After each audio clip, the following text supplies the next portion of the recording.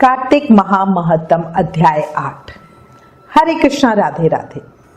कार्तिक महामहत्तम के पिछले अध्याय में हम तुलसा जी और जालंधर की कथा सुन रहे थे। जालंधर शिवपुरी पर 1 करोड़ दैत्यों की सेना लेकर आक्रमण करने आ रहा था। अब आगे की कथा। जिसकी दया से सरस्वती भाव रही उपजाए। कार्तिक महत्तम का सुनो 8वां अध्याय। जब गणों ने आकर भगवान शिव को सूचना दी कि जालंधर दैत्य सेना के साथ आक्रमण के लिए आ रहा है, तो श्री शिवजी जी ने उसी समय विष्णु भगवान का स्मरण किया। स्मरण करते ही भगवान वहां पर आकर उपस्थित हो गए। तब शिवजी जी ने कहा कि भगवान, आपने देवताओं को पीड़ा देने वाले इस दैत्य को मारा क्यों नहीं? इतना ही नहीं, आप वहां जाकर उनके घर में विराजमान क्यों हो गए? तब विष्णु जी कहने लगे कि यह आपके अंश से उत्पन्न हुआ है और लक्ष्मी जी का भाई है, इस कारण हमने इसको नहीं मारा, यह आपके ही हाथ से मारा जाएगा। तब शिव जी बोले, यह तेजस्वी दैत्य हमसे ऐसे नहीं मारा जाएगा, आप सब इसको मारने के लिए अपना अपना तेज हमें दीजिए। तब विष्णु जी सहित सब देवताओं ने अपना अपना तेज दिया। इसके बाद शिवजी जी इस तेज को इकट्ठा करके ज्वाला माली सुदर्शन चक्र बनाया और एक व्रज बनाकर जालंधर से युद्ध करने को तैयार हुए। शिवजी जी के भूत गणों की सेना में समस्त देवगण भी आकर सम्मिलित हो गए। उधर कैलाश के निकट जालंधर अपनी सेना लेकर आ पहुंचा। इधर कीर्ति मुख, नंदी आदि सब गण और देव सेना भी मैदान में आ डटी। तब जालंधर और देवताओं का ऐसा घोर संग्राम होने लगा जिससे सारा विश्व कंपायमान हो उठा। युद्ध में जितने भी दैत्य मारे जाते थे, उन सब दैत्यों को दैत्य गुरु शुक्राचार्य जी अपनी संजीवनी विद्या से जीवित कर देते थे। यह देखकर भूतादि गण भागकर शिवजी जी के पास गए और उनको संपूर्ण वृतांत सुनाया। तब शिवजी जी ने अपने मुख से महाभयंकर ताल जंघा, जिसका मुख पर्वत की कंदरा के समान था, ऐसी एक कन्या उत्पन्न करी। वह कन्या दैत्यों को खाती हुई शुक्राचार्य को उठाकर एकदम अलोप हो गई। तब दैत्यों को शिवगण बुरी तरह से मारने लगे। गणों की इस मार से घबराकर दैत्य सेना भागने लगी। दैत्य सेना को इस प्रकार भागते देखकर जालंधर के सेनापति शुंभ और निशुंभ तथा कालनेमी आगे आए। इनको देखकर दैत्यों ने अनेक प्रकार से देव सेना पर प्रहार किया, जिससे देव सेना मार खाकर भागने लगी। तब गणेश और शुंभ का महाघोर युद्ध हुआ। इस बार अपनी सेना को भागती देखकर जालंधर स्वयं रण क्षेत्र में आया। देव सेना की ओर से वीरभद्र अनेक प्रकार के प्रहार जालंधर पर करता रहा। तब जालंधर ने क्रोध में आकर अपनी परिध उस पर दे मारी और उसके रथ की पताका काट दी। साथ ही जालंधर ने बाणों वर्षा करके देव सेना में भगदड़ मचा दी। अपनी सेना की ऐसी दशा देखकर स्वयं शिवजी बैल पर चढ़कर युद्ध के लिए आए और आते ही दैत्य सेना पर बाणों के तीव्र प्रहार करने लगे। इन प्रहारों से दैत्य सेना इस प्रकार भागने लगी जैसे कार्तिक व्रत से पाप भाग जाते हैं। उसी समय शिवजी जी ने अपने बाणों के प्रहार से खड़गोरम का सिर काटकर पृथ्वी पर गिरा दिया। तब जालंधर ने महाघोर ललकार की तो शिवजी जी ने उसके रथ के घोड़ों और साथी को भी मार गिराया। तब जालंधर पैदल ही अपना खड्ग लेकर शिवजी जी की ओर दौड़ा। शिवजी जी ने तत्क्षण एक मुक्का उसकी छाती पर मारा, जिससे वह कुछ विहल हो गया। इस प्रकार जब जालंधर ने देखा कि शिव अजय है, तो उसने गंधर्व माया रची। उसी समय वहां गंधर्व और अप्सराएं नाचने और गाने लगी। शिवजी जी भी इस माया में फंसकर नाचने और गाने लगे। जालंधर दैत्य श्री शिवजी जी को माया में फंसा देखकर महादेव जी का रूप धारण करके पार्वती जी के पास गया और पार्वती जी का रूप देखकर कामासक्त हो गया। पार्वती महादेव को आया देखकर खड़ी हो गई, परंतु तत्काल ही राक्षसी माया समझकर वहां से अंतर्ध्यान हो गए। तब जालंधर पुनः युद्ध भूमि में आया। उधर जालंधर के चले जाने के बाद पार्वती जी ने भगवान विष्णु का स्मरण किया। तब भगवान विष्णु ने वहां उपस्थित होकर पार्वती जी को आश्वासन दिया। भगवान विष्णु ने सोचा कि जालंधर ने स्वयं अपनी मृत्यु का रास्ता बता दिया। यह दुष्ट वृंदा के पतिव्रता धर्म के कारण ही मृत्यु को प्राप्त नहीं होता, अतः देवताओं के कार्य तथा भक्तों की रक्षा करने के लिए हमको ही वृंदा के धर्म को भंग करने का घोर कर्म करना पड़ेगा। ऐसा करने पर ही इस दुष्ट की मृत्यु होगी। इतनी ही देर में शिव जी भी राक्षसी माया से मुक्त होकर जालंधर को आया देखकर उसके साथ युद्ध करने को आगे बढ़े और उस पर अनेकानेक बाणों से प्रहार किया। इधर वृंदा ने सपना देखा कि उसका पति सारे शरीर में तेल लगाकर नंगा शरीर भैंसे पर सवार होकर दक्षिण दिशा की ओर प्रेतों के साथ जा रहा है। यह सपना देखकर उसे बड़ी चिंता हुई और अटारी तथा गौशाला कहीं भी विश्राम नहीं मिला। तब वह एक वन से दूसरे वन में चले गए। वहां वृंदा ने सिंह जैसे मुंह वाले 2 राक्षस देखे। उन्हें देखते ही वह डर के मारे भागी। आगे जाकर उसके शिष्य सहित एक तपस्वी मुनि को देखा और उनसे अपनी रक्षा करने के लिए कहा। उसकी प्रार्थना पर मुनि ने अपनी एक हुंकार से उन राक्षसों को भगा दिया। तत्पश्चात वृंदा ने मुनि से विनय पूर्वक कहा कि महाराज, मेरे पति जालंधर तथा महादेव जी में घोर युद्ध हो रहा है। उसमें किसकी विजय होगी कृपया करके बताइए, क्योंकि आप सर्वज्ञ हैं। ये सुनकर मुनि ने ऊपर को देखा। उसी समय 2 बंदरों ने आकर मुनि को प्रणाम किया और मुनि के संकेत पर वे दोनों बंदर वहां से चले गए। फिर थोड़ी देर बाद वे दोनों आकाश की ओर से आए और उन्होंने वहां पर जालंधर दैत्य का सर और धड़ लेकर फेंक दिया। वृंदा अपने पति के मृत शरीर को देखकर बहुत दुखी हुई और रोने लगी। तत्पश्चात मूर्छित होकर पृथ्वी पर गिर पड़ी। मुनि ने अपने कमंडल से उस पर जल छिड़का तो उससे चैतन्यता आई।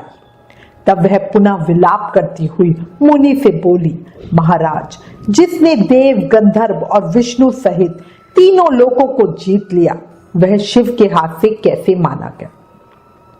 हे मुनि, आप बड़े सामर्थ्यवान हैं।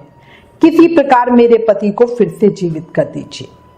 तब मुनि कहने लगे कि शिव जी के हाथ से मरे हुए को कौन जीवित कर सकता है, परंतु फिर भी तुम पर कृपा करके हम इसको जीवित कर देते हैं।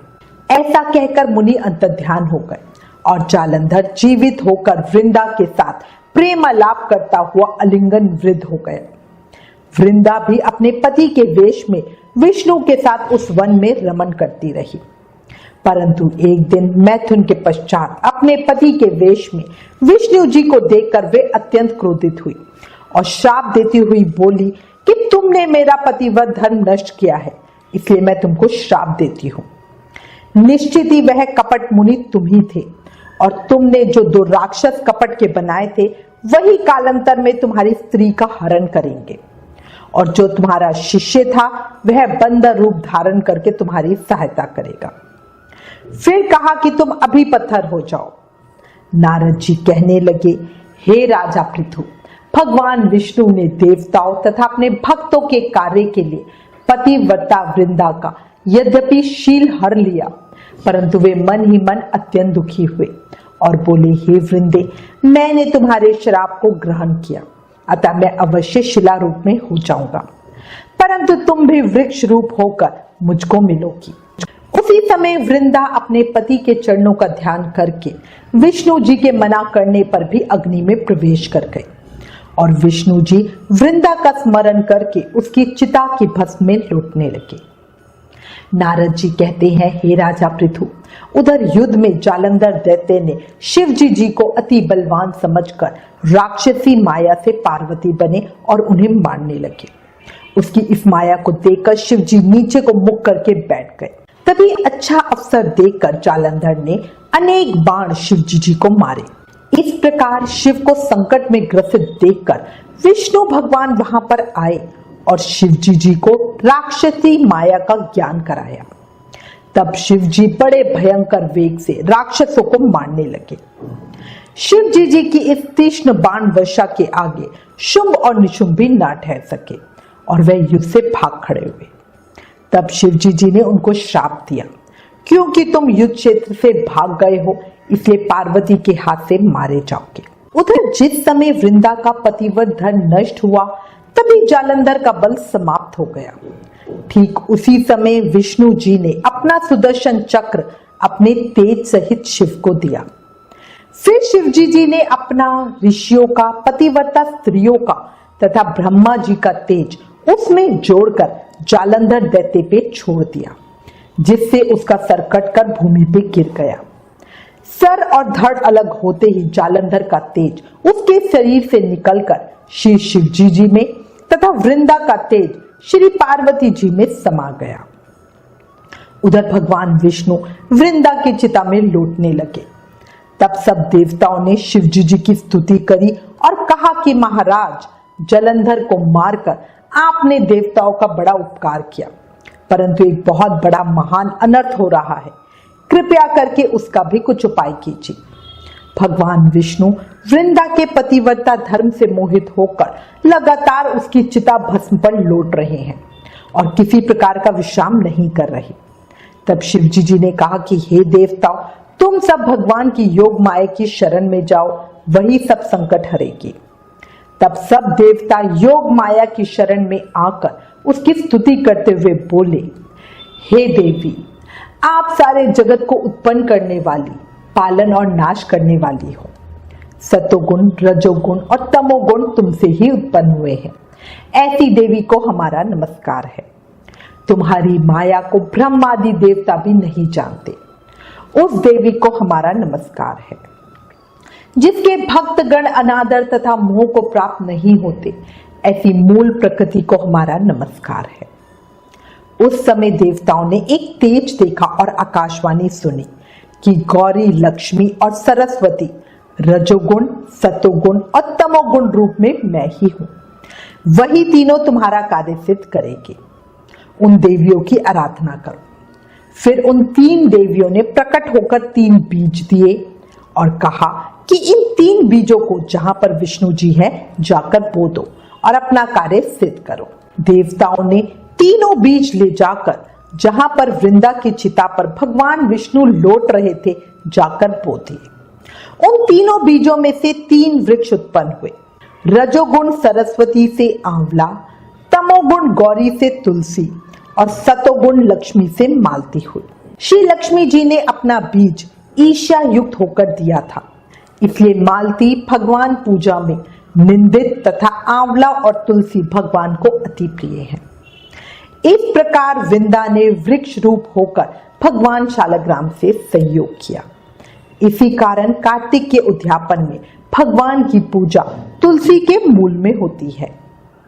नारद जी कहते हैं, हे राजा पृथु, जिस घर में तुलसी का वृक्ष होता है उसमें यमदूत कभी नहीं आते, इसलिए जो तुलसी का वृक्ष घर में लगाते हैं वे कभी यमपुरी नहीं देखते। नर्मदा तथा गंगा का जल और तुलसी का पूजन, ये तीनों कार्य बराबर है।